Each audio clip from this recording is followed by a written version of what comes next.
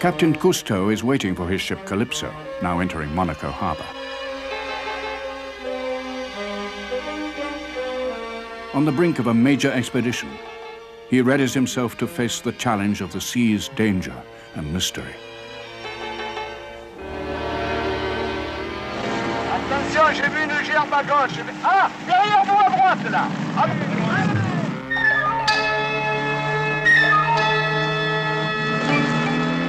The Calypso crew and I will be undertaking a series of voyages of exploration and discovery in all the seas of the world. We will endeavor to save magnificent creatures threatened with extinction. We will study the behavior of all forms of life that thrive in the sea. We will try to trace the history of the oceans in fossil rocks dating back millions of years.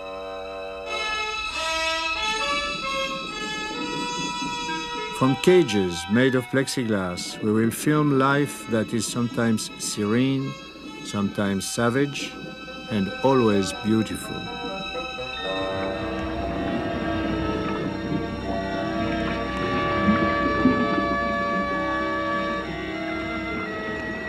We will explore the graveyards of the sea where sunken ships slumber in search of scientific riches more precious than shipwrecks' gold.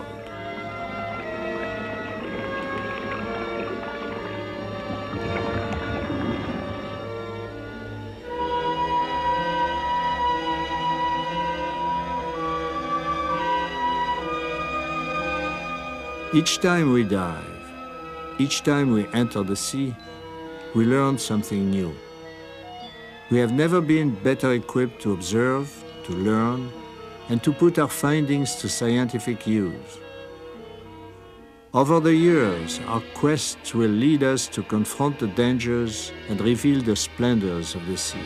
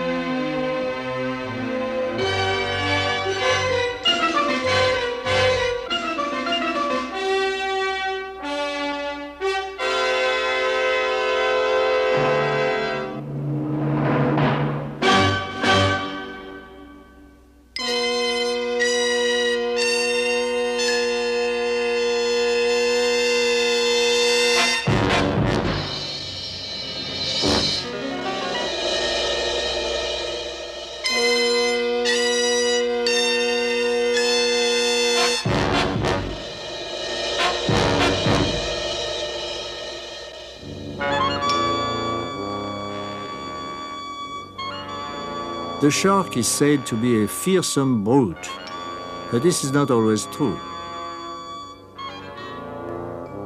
Many harmless species exist: sand sharks, spotted dogfish, nurse and leopard sharks. But for a diver, a shark bite, whether accidental or deliberate, is always serious and sometimes fatal.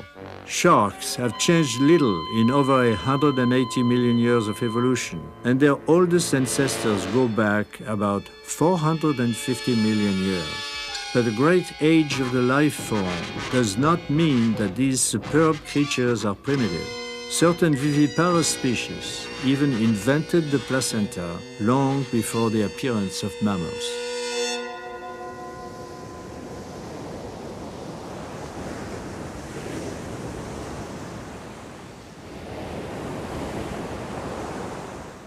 When you are diving and meet a shark, what do? There's no definite answer to that question. There are many kinds of sharks, and each kind behaves very differently according to influences we know little about. Several rows of razor-sharp teeth provide them with a deadly weapon. This tooth, for example, belonged to a very large, dangerous shark of a species still living today. But much larger similar teeth are to be found in sedimentary layers.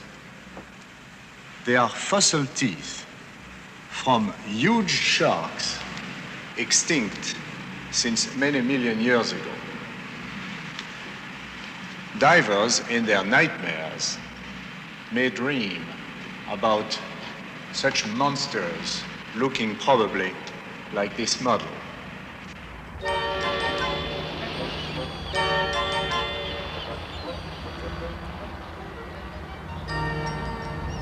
In Monaco Harbor, the Calypso is ready to cast off. Captain Cousteau will lead her around the world on a voyage of discovery.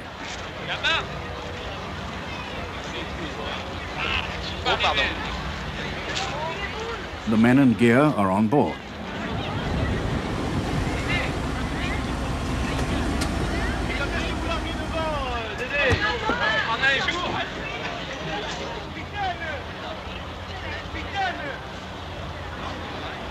Monaco's royal family contributes the last crew member, Zoom, the dog who will become Calypso's mascot.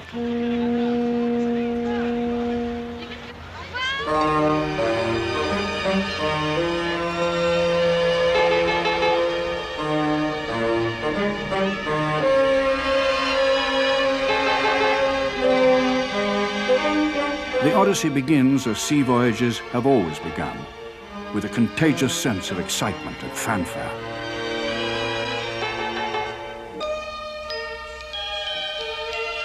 But this is a modern Odyssey, a 5-year exploration of the undersea world, man's last frontier.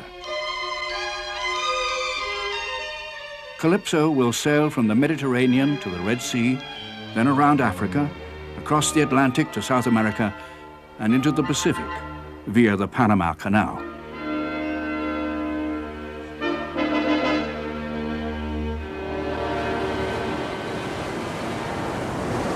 March 10th. Calypso is heading for a small island in the Red Sea where we hope to find sharks. Okay.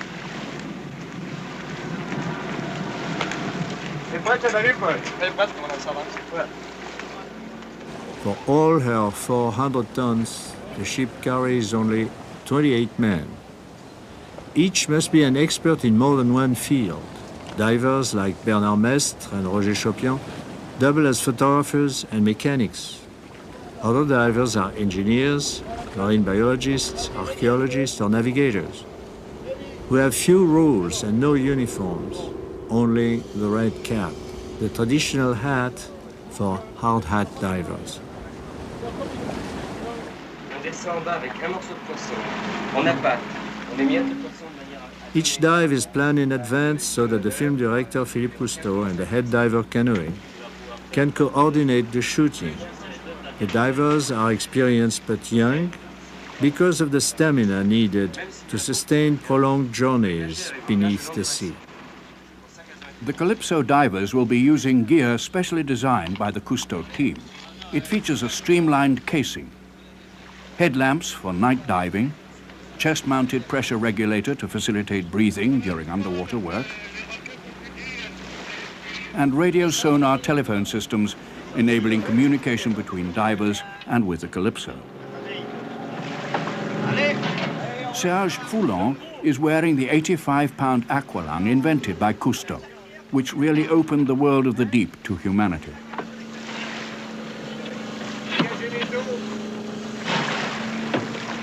These divers have spent thousands of hours underwater. Nevertheless, in shark country, they all feel a twinge of apprehension. A new device gets the divers into the water, the chute.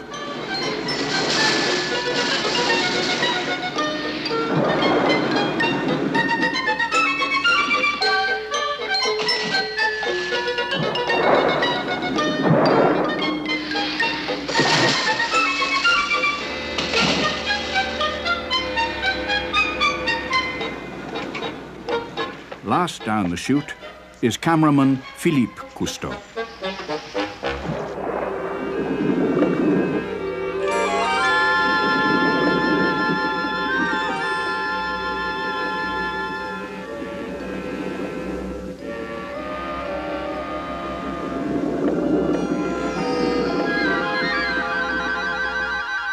We have begun our search for sharks.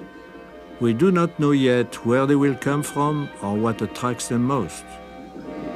But we are assuming that fish in the process of feeding will create pressure waves that should soon attract shark.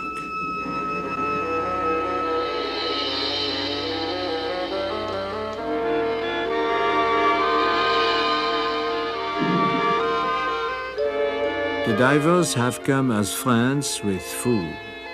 And once the fish are sure they mean no danger, Foulon and Ruiz are overrun by them.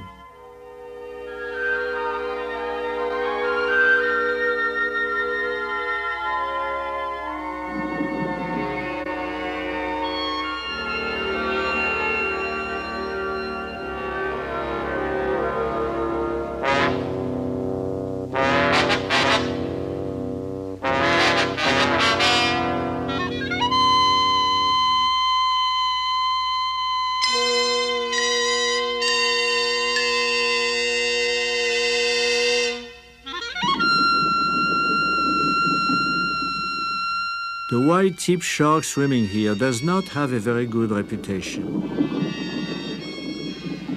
For safety, the divers have shark billies attached to their tanks. The defensive weapon will allow the men to keep the shark at bay. To avoid being attacked from the rear, Foulon and Ruiz form a back-to-back defense.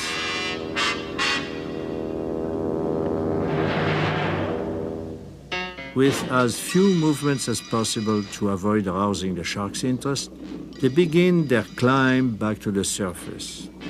A ticklish maneuver. Once they leave the ocean floor, they are vulnerable to attack from beneath.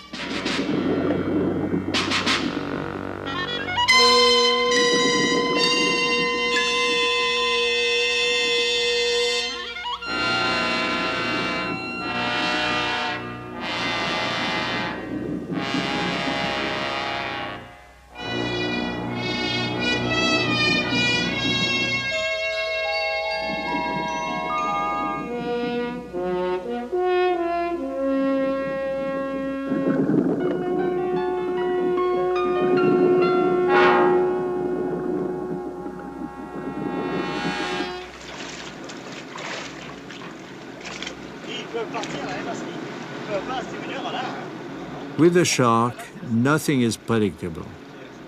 It is a relief to see Foulon, Ruiz, and Philippe back on deck. We now know that this is the right place to mount our most crucial shark experiments.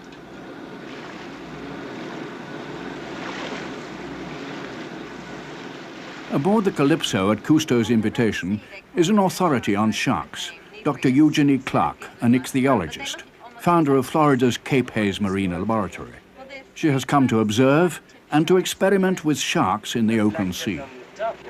Recently we have met a white-tip Albi marginatus that was at least 13 feet long. I think it's rare. Yes. And you say even the little ones are aggressive. Yes, more than the big ones. You know, in dashing from one point to the other and tremendous speed. Philippe had quite a specialty, to find himself with a shark under each arm, a live one. Now, people say, oh, it's a small shark because the shark is about that big. A shark that big can take a mouthful bigger than any big dog. And people are afraid of dogs that big. They can take almost nothing. A shark the same size can take a pound of meat. March 25th. Experiments begin. Most specialists agree that sharks are attracted by blood. But if there is no blood, what signals an alien presence to them? Sight, sound, or smell?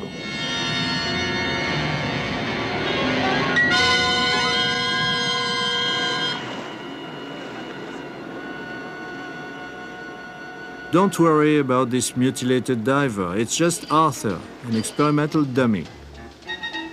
To learn why the shark attacks, we started with Arthur fully equipped and stuffed with rags.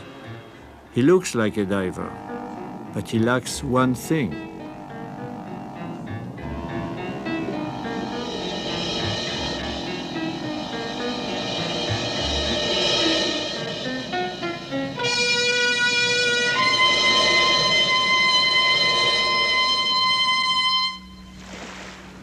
As sight has not motivated an attack, we will test scent. This time, we have stuffed Arthur with fish.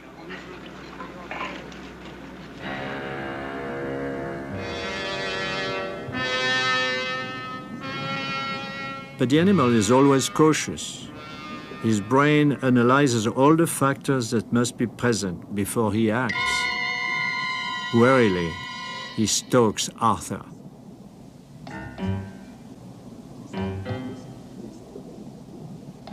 Once he is sure that his victim cannot escape, he makes up his mind. Quick as lightning, he tears off a leg. It's time to bring Arthur back to the surface. In a second, there will be nothing left.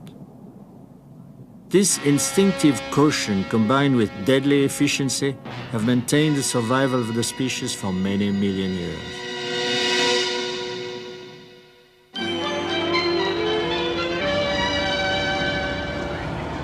Today, we begin one of our most important assignments, to trace the migrations of various shark species. Are they sedentary, or do they travel from island to island, or ocean to ocean across great distances? Le récif Calypso. Un Calypso va mouiller là, s'amarrer, et c'est dans cette région-ci qui est un... In location over a reef, the divers will attempt to mark a wide variety of shark for later identification and migration observation. L'autre pour le caméraman. Head diver Canoë makes the tag team assignments. Ruiz will do the tagging, guarded by Foulon, while Philippe will film. It is vital that the tag be placed at a specific spot that will not injure the shark or impair its movements. Such a target area is at the base of the dorsal fin. C'est là que ça tient le mieux. Alors Canoë, montrez-nous quels sont les dispositifs de marquage qu'on a à bord. Depending on the circumstances, the divers will use a long spear or a short dagger to mark the shark. Barbed hooks with a red plastic tag attached will be placed in the hollow end of the spear. The detachable point must penetrate the shark's tough skin, reinforced by a multitude of tiny teeth. The red tags give date and location and bear requests that when found, they be returned to Cousteau's headquarters in Monaco. Pour le marquer d'un coup sec dans cette région-là. Ça a cassé, mais ça y est. Oui. Alors, avec l'autre, c'est la même chose. Très important. Hein? Allez. Au boulot.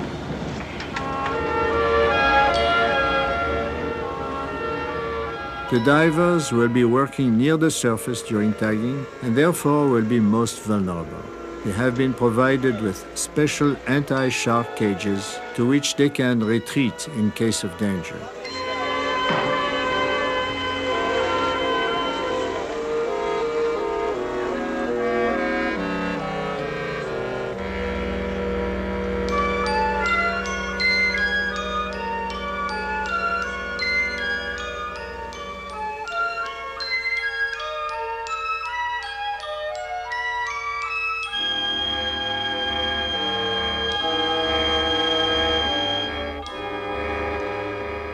The blue whaler is one of the most beautiful sharks. He follows schools of whales, culling the sick, the young, and the defenseless.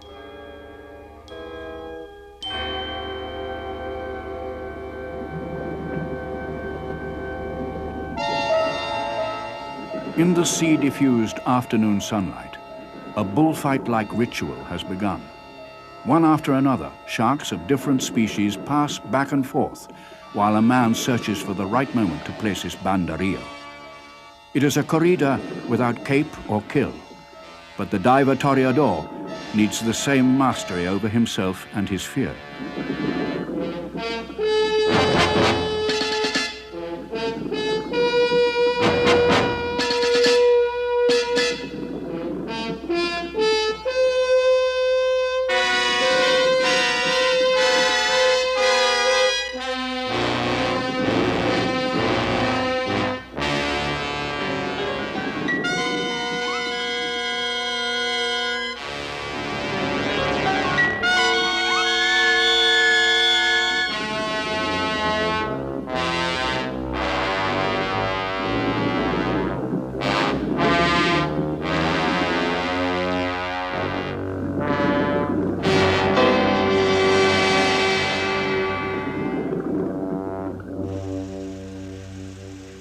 At night, the foredeck becomes a movie theater.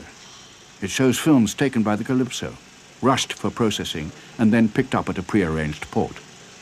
A giant grouper, weighing perhaps 250 pounds, was photographed by Calypso divers exploring a shipwreck. The grouper was surrounded by hundreds of tiny pilotfish, a startling sight, for it had long been thought that pilotfish swim only with sharks. The Calypso team proved that they also followed divers. Pilotfish were even found swimming for days in front of the Calypso. The myth of the pilotfish originated in antiquity. It was believed that they led the sharks to their prey and in return were protected by their powerful master. A good story, but not true. The pilotfish actually feed on the scraps of the shark's meal. They survive in his presence because they are too agile for him to catch, or perhaps too insignificant for him to bother.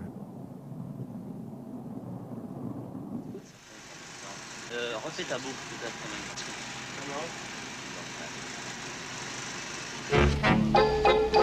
July the 10th, the heat in the Red Sea has been reaching 105 degrees during the day, but water conditions remain excellent for filming. Today, we will fish for sharks to check the effectiveness of our tagging operation.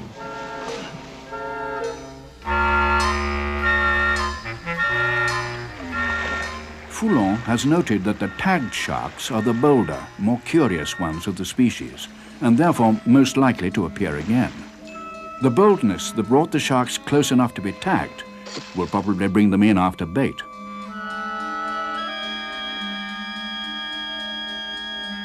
Splash and scent alert the creature. Ironically, this formidable eater does not need much food. He can live more than a month without eating. Without food, he will stop growing, but he will survive.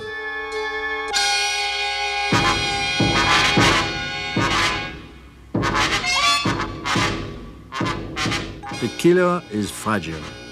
His skeleton is made of cartilage. He has no bones. But mortally wounded, he may still swim for hours. The most important part of tagging will be the knowledge gained over a long period by the recovery of the tags. Voilà, essayer de faire comme le shark. Number 014. Just a minute.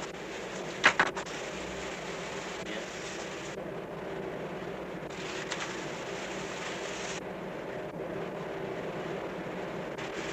3 weeks ago. This was tagged 3 weeks ago.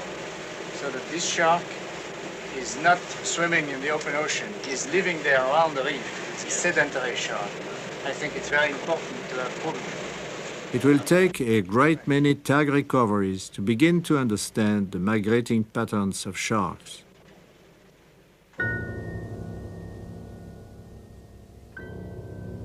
It was on May 8th that we came upon a rare creature I had seen only once in 30 years at sea, a whale shark, and even this monster was marked with a Calypso tag. He is the largest of the shark. This one is 50 feet long and probably weighs 20 tons.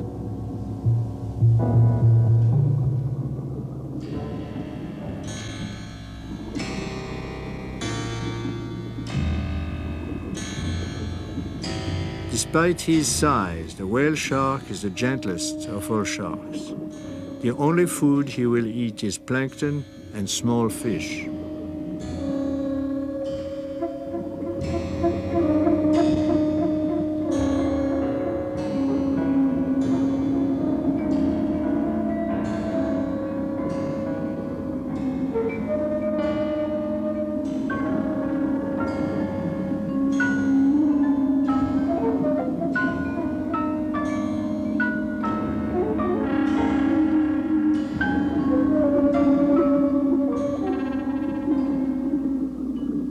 After a brief appearance at the surface, he returns to his deep realm, still mysterious to us.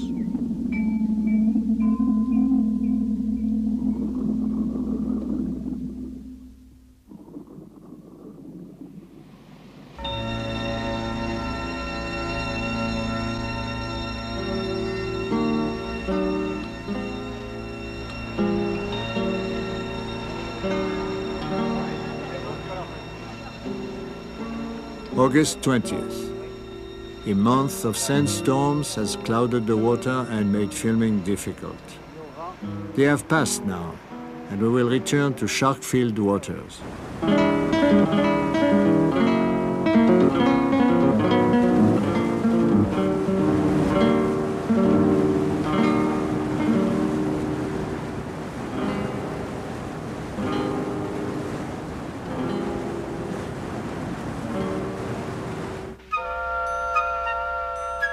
Dr. Eugenie Clark is continuing her studies of shark sensory perception.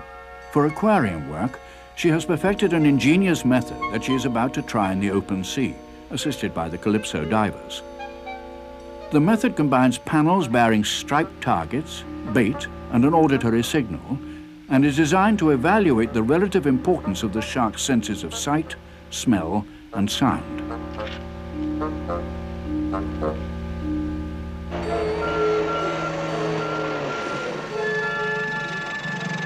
Off the Suakin Islands, the divers working with Dr. Clark, Foulon, Templier, and Dr. François are about to set up pairs of targets. One is vertically striped, the other horizontally.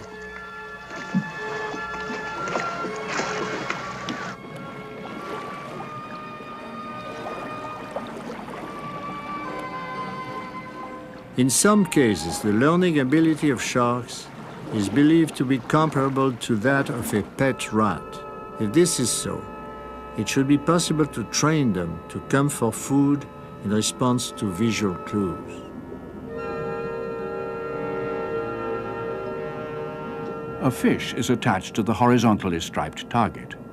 When the shark takes the bait, a diver triggers an auditory signal to show the shark that he chose the correct panel.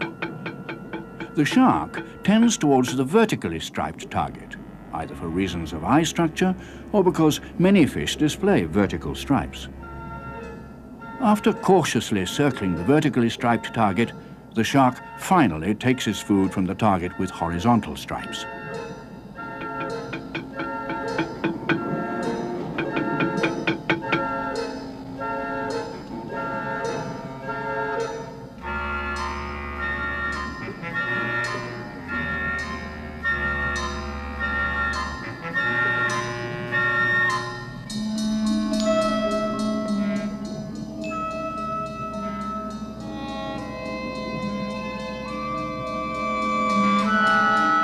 After several weeks of training, the bait will be eliminated and the shark will continue to ask for food by hitting the horizontal target.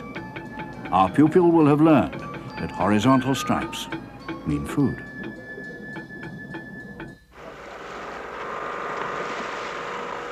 September the 12th. A giant cage topped by a plexiglass dome has been assembled by the engineers of the Calypso. The crew calls it the Squaloscope. It is a specially devised observation chamber for studying the effect of sedatives on sharks.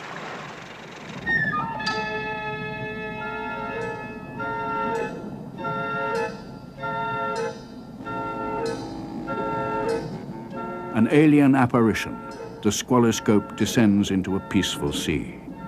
Life will flow around it, through it. Only the shark will be detained inside.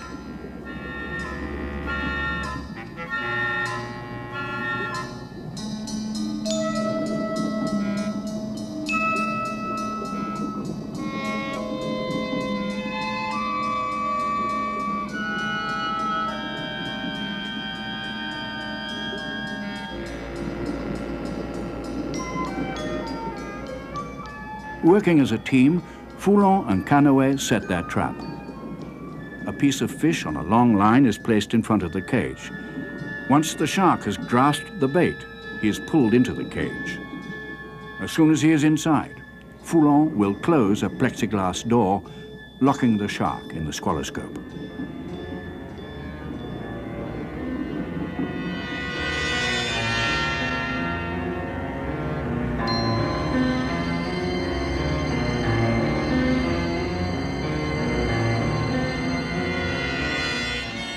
To study a living shark at close range, he must be drugged. The divers are going to perform the first underwater tests on a new tranquilizer that researchers use when marking bears and other large animals. MS-222 is injected into the gills with a giant syringe. Will the tranquilizer be effective? And for how long?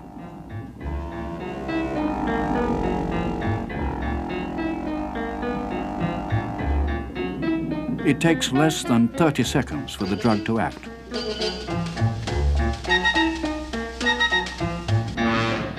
The shark that Canoë affectionately calls Gargantua is momentarily tamed.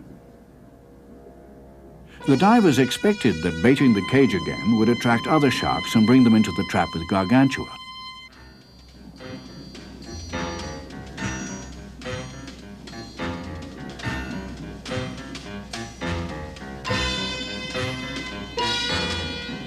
But to their surprise and dismay, a horde of sharks is attracted, probably because of distress waves emitted by the captive animals.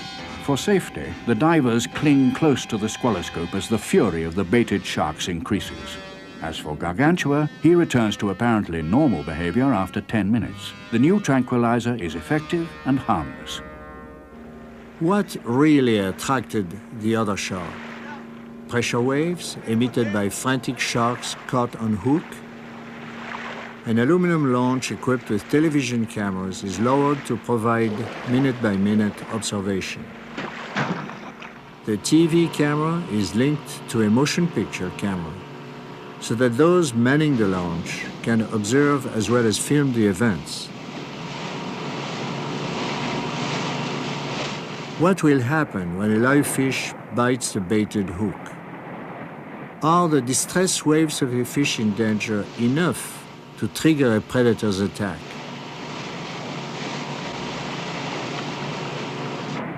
Because the shark's flanks and head are dotted with nerve endings, his whole body is a large antenna wired for the reception of infrasonic impulses, even from great distances.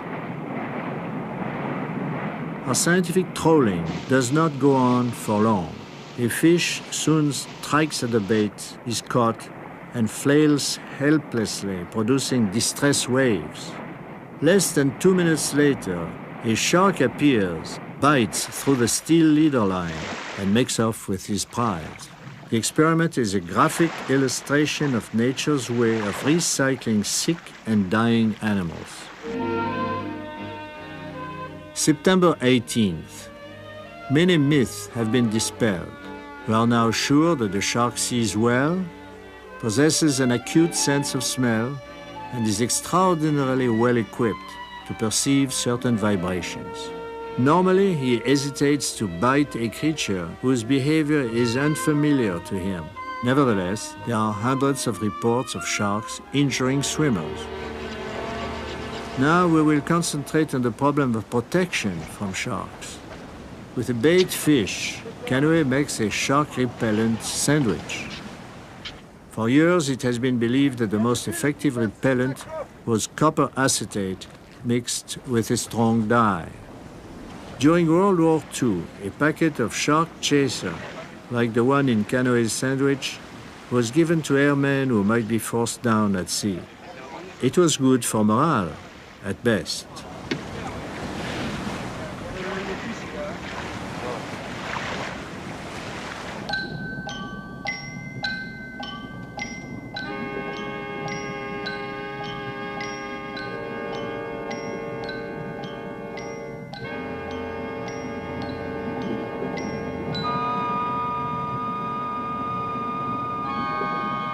But we must bow to facts. The shark gobbles down heartily the copper acetate sandwich supposed to keep him away. We will now test a protection device based on another idea, isolating the shipwreck victim from the marine environment. With Canoë armed with a rifle and keeping guard from a rubber dinghy, Philippe Cousteau tests the latest US Navy gadget, the inflatable plastic Johnson shark screen. It consists of a life ring attached to a large plastic bag that masks a man's scent and camouflages his body. Cousteau directs the operation as his son, holding onto a safety line, splashes the water to attract the shark. He knows the reputation of the device, but also knows that should the shark attack, plastic is no protection against his powerful thrust and tearing teeth. Cousteau orders Philippe taken aboard. The shark has come too close.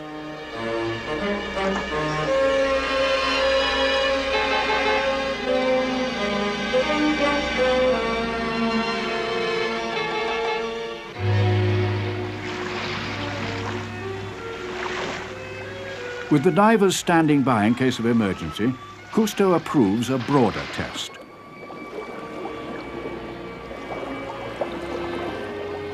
Three men floating amidst sharks. Apparently, all the animal sees are dark, blurry objects with no limbs or feet to bite at, no familiar shapes, no human aroma.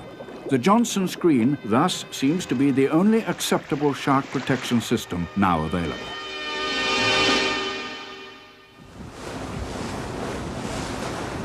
October 8th.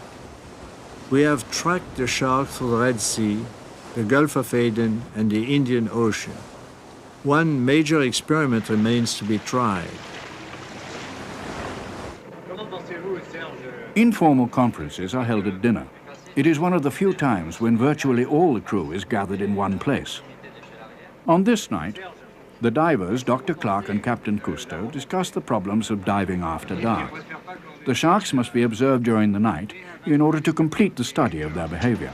When we put our powerful 750-watt lamps on, I think they're crazy. They just rush on the land. Once one shark gets up enough nerve to come in to something, it will, I think, excite the other sharks in the area and they'll join. Usually one shark starts first in a feeding frenzy, takes one bite, and something about the success of this shark then causes other sharks to get excited and come in too.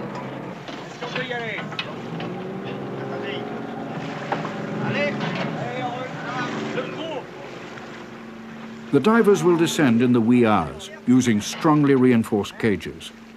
Powerful lights mounted on them make night filming possible.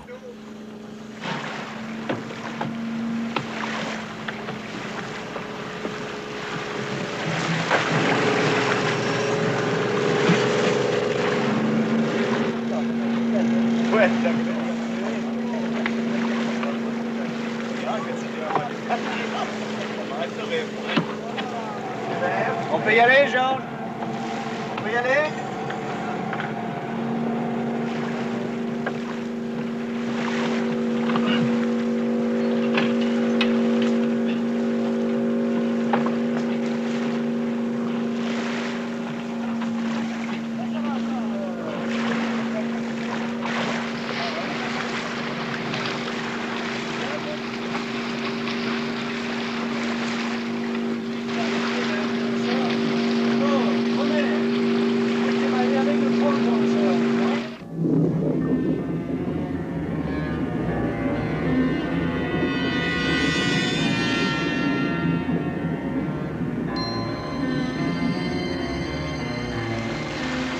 At dawn, the harrowing experiment is still going on, drawing more and more sharks to the vicinity of the Calypso. Ils sont très excités. Philippe a éteint sa lampe. From the TV monitor room of the ship, Cousteau supervises operations.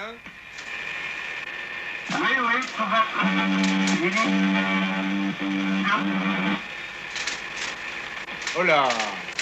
Et il braque vers la gauche. Attention, un requin va Using the underwater telephone, he maintains contact with the divers. The cage reaches the bottom.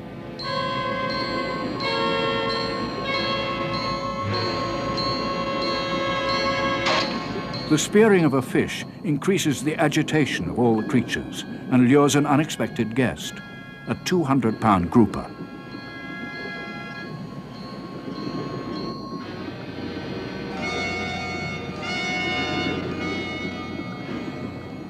The incident ignites the desired explosion, a full-blown frenzy of sharks in the sea. The divers keep the sharks swarming near the cage with handheld bait and continue marking them.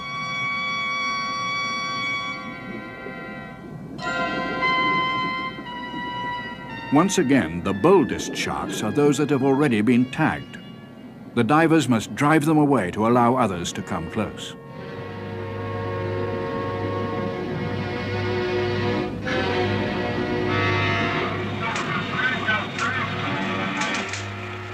Répète, Philippe, répète.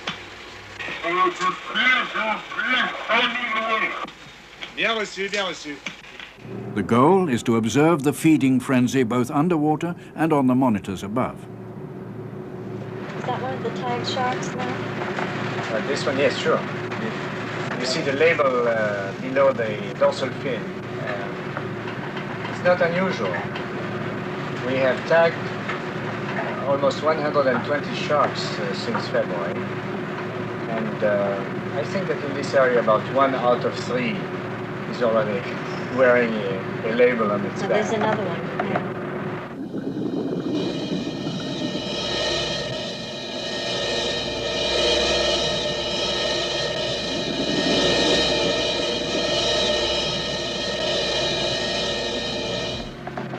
But now Dr. Clark is beginning to worry about the divers. Close to that cage. That one took the reflector. Allô Serge, est-ce que vous ne pensez pas que les requins deviennent un peu trop agressifs? À vous.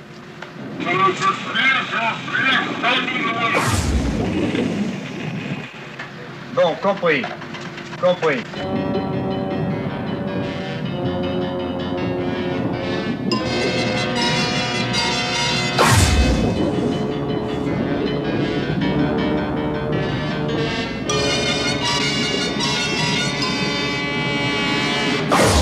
The sharks are getting too aggressive.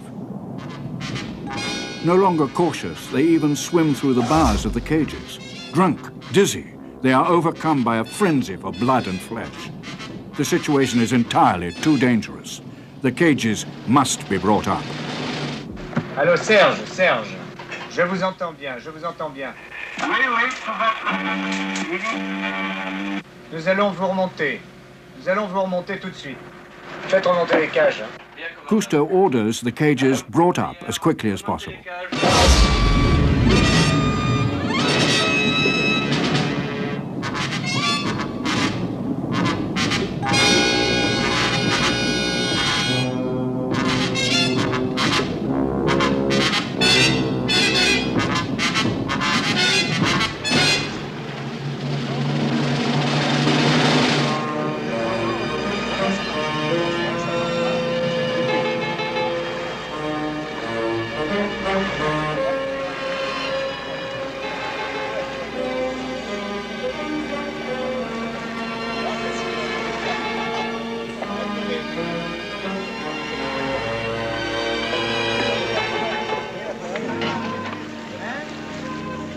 So ends our investigation of the shark.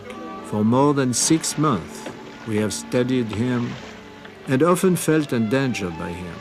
Occasionally, he will haunt our dreams, but most of us have come to admire his power and grace. The shark is a splendid beast, one of the sea's most magnificent creatures. For the Calypso crew, the adventure has just begun. The sea holds much more than just cruel and gory scenes. There is incomparable beauty as well.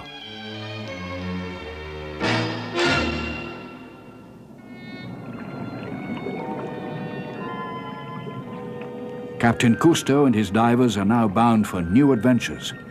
The next chapter in the Calypso log will be the Coral Jungle.